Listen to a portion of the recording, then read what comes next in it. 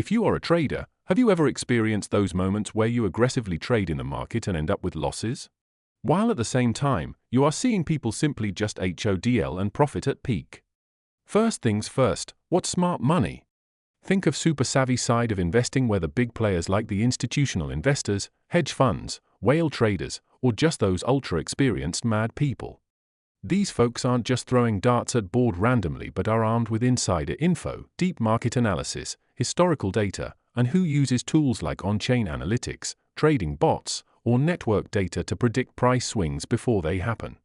It's not magic, but it feels like it is sometimes. They're the ones who buy low when everyone else is selling, and sell high when the public are raging.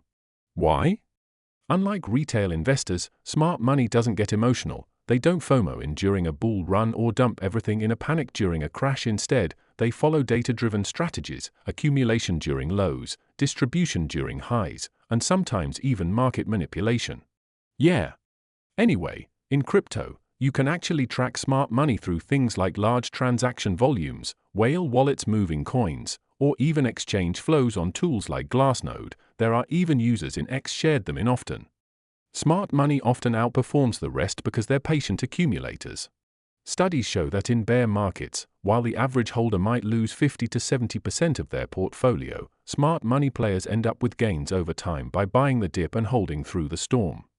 For instance, during a crypto winter, those long freezing periods when prices tank and the market feels dead, smart money is the one hoarding assets at rock-bottom prices, waiting for the thaw.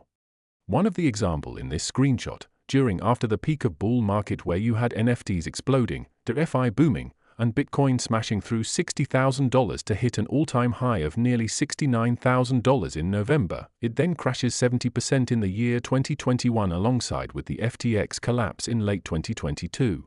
The smart money saw this opportunity and silently accumulate the Bitcoins, and they then sold them aggressively years after in profit. To wrap this up, personally I think the differences between retailers and smart money is, retails are mostly emotional driven because we don't have sufficient resources like the smart money does, so we used to freak out and monitor more often than the smart money does. It's advisable to never go full margin in crypto, never be the herd but a farm keeper. That's my opinion for you viewers.